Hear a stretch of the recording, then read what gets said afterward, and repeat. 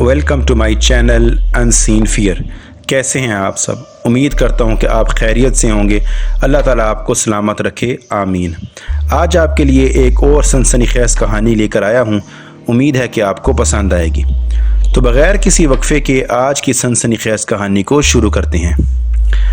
یہ واقعہ میرے دوست فہد کے ساتھ پیش آنے والے ایک خوفناک اور ناقابل یقین واقعے پر مبنی ہے۔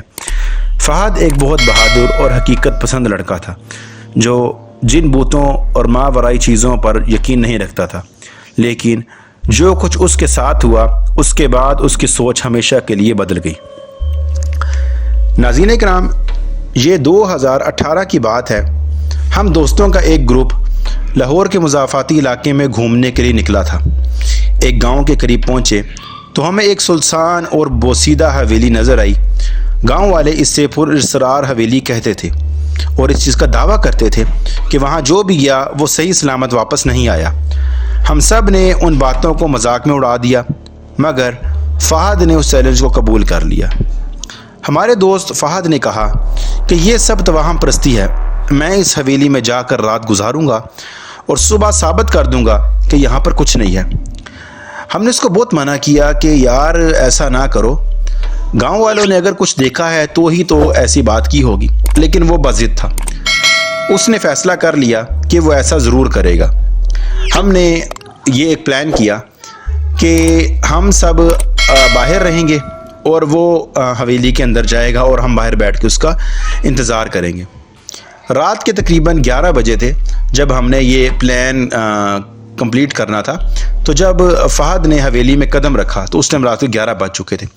ہم سب نے باہر کھڑے تھے اور اس کی ویڈیو بنا رہے تھے کہ حویلی کے اندر کیا ہوتا ہے، لیکن حویلی کے اندر جیسا ہی فہد نے قدم رکھا تو حویلی کے اندر بالکل خاموشی تھی اور ہوا چل رہی تھی، اور فہد جیسے ہی اندر داخل ہوا تو ایک عجیب سی اسمیل جو تھی وہ اس کو محسوس ہوئی۔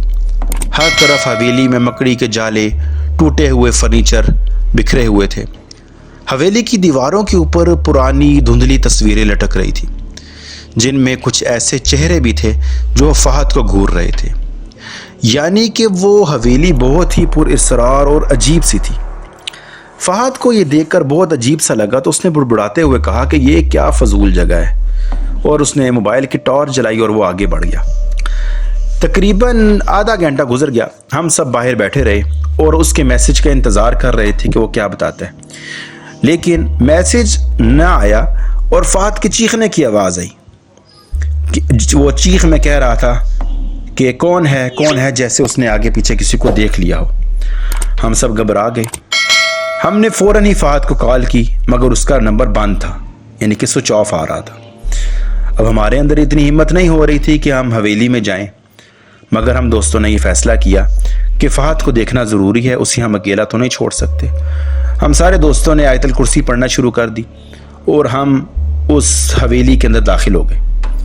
جیسے ہی ہم حویلی کے اندر داخل ہوئے، ٹھنڈی ہوا کا ایک جھونکا ہمارے جسم کے اندر سرایت کر گیا۔ اندر ہر چیز ویسے ہی تھی جیسی پڑی ہوئی تھی، لیکن فہد نہیں تھا۔ ہم نے اس کو آوازیں دینے شروع کی، فہد فہد، مگر کوئی جواب نہ آیا۔ اچھا، پھر ہمیں ایک دروازہ نظر آیا جو آہستہ آہستہ خود بخود کھل رہا تھا، شاید ہوا کی وجہ سے تھا۔ ہم سب ایک دوسرے کو دیکھنے لگے، مگر کوئی پیچھے ہٹنے کو تیار نہیں تھا۔ دل میں خوف کے باوجود ہم نے دروازے کے اندر قدم رکھا۔ وہ ایک پرانی سی لائبریری تھی جس میں بہت زیادہ گرد تھی، دیواروں پر قدیم کتابیں سجی ہوئی تھی۔ ایک کونے میں فہد زمین پر بیٹھا کانپ رہا تھا۔ ہم نے اس کو آوازیں دی کہ فہد تو ٹھیک ہے یار، تو ٹھیک ہے۔ ہم نے اس کو آگے بڑھ کر ہلایا، مگر وہ ساکت تھا۔ اس کی آنکھیں خوف سے پھیلی ہوئی تھی، جیسے اس نے کچھ ایسا دیکھ لیا ہو جو انسانی عقل سے اوپر ہو۔ ہم سب نے فہد کو پکڑا اور اس کو باہر لے جانے لگے۔ جیسے ہی ہم دروازے کے قریب پہنچے تو ہمیں ایک سرگوشی سی سنائی دی کہ یہاں سے نکل جاؤ، تمہاری یہ جگہ نہیں ہے۔ ہم سب کے رونگٹے کھڑے ہو گئے کہ یہ کیسی آواز ہے اور یہ کس نے دی ہے۔ ہم نے پیچھے مڑنے کی غلطی یا پیچھے دیکھنے کی غلطی نہیں کی، تیزی سے حویلی سے باہر نکل گئے، اور جیسے ہی ہم نے دروازہ پار کیا وہ دروازہ زوردار آواز کے ساتھ خود بخود ہی بند ہو گیا۔ باہر آ کر ہم نے فہد سے پوچھا کہ اندر کیا ہوا تھا، تم نے چیخ کیوں ماری تھی، اور تم نے جو کہا تھا کہ کون ہے کیا دیکھا تھا؟ مگر وہ خاموش رہا۔ اس کا رنگ اترا ہوا تھا اور اس کی آنکھیں بالکل ایک جگہ پر ساکت تھی، بالکل ایسے جیسے اس نے کوئی بھوت دیکھ لیا ہو۔ اگلی صبح فہد کی طبیعت کچھ بہتر ہوئی تو ہم نے کہا کہ آؤ اس سے پوچھتے ہیں کہ اس کے ساتھ رات کو کیا ہوا تھا۔ تو فہد سے جب ہم نے پوچھا اور اس نے جو ہمیں بتایا وہ ہماری ریڑھ کی ہڈی میں بھی درد کر گیا۔ اس نے بتایا کہ جب میں حویلی میں تھا تو مجھے لگا کہ جیسے میرے پیچھے کوئی چل رہا ہو۔ میں نے پیچھے مڑ کر دیکھا تو وہاں ایک کالا سا سایہ دروازے کے قریب کھڑا تھا۔ اس کی آنکھیں سرخ تھی اور وہ آہستہ آہستہ میری طرف بڑھ رہا تھا۔ جیسے ہی میں نے بھاگنے کی کوشش کی تو میرے جسم نے میرا ساتھ دینا چھوڑ دیا اور میرے پاؤں زمین پر جم گئے۔ جیسے ہی میرے پاؤں جمے میں وہیں زمین پر گر گیا۔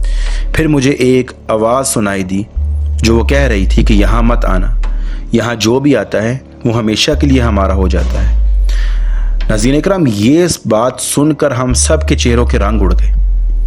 بعد میں جب میں نے گاؤں کے بزرگوں سے یہ بات کی تو ہمیں معلوم ہوا کہ وہ حویلی ایک پرانے زمانے میں ایک امیر دار زمیندار کی تھی، جس نے وہاں پر کئی لوگوں کو قید کر کر مار دیا تھا۔ کہا جاتا ہے کہ ان مظلوموں کی روحیں آج بھی وہاں بھٹک رہی ہیں۔ یہ سن کر ہمیں یقین ہو گیا کہ جو کچھ فہد کے ساتھ ہوا ہے وہ اس کا وہم نہیں تھا، وہ حقیقت تھی۔ ہم نے اس دن کے بعد کبھی اس حویلی کی طرف جانے کا سوچا بھی نہیں۔ آج بھی جب وہ فہد کو واقعہ یاد آتا ہے تو اس کی آنکھوں میں خوف آ جاتا ہے، جیسے وہ سایہ اب بھی اس کے ذہن میں ہو۔ اب ہم یہ پریشان ہیں کہ کیا وہ سایہ اس کے اندر سرایت تو نہیں کر گیا۔ تو دوستو، ملتے ہیں اگلی کہانی میں۔ جانے سے پہلے ویڈیو کو لائک اور چینل کو سبسکرائب ضرور کر دینا۔ اللہ حافظ۔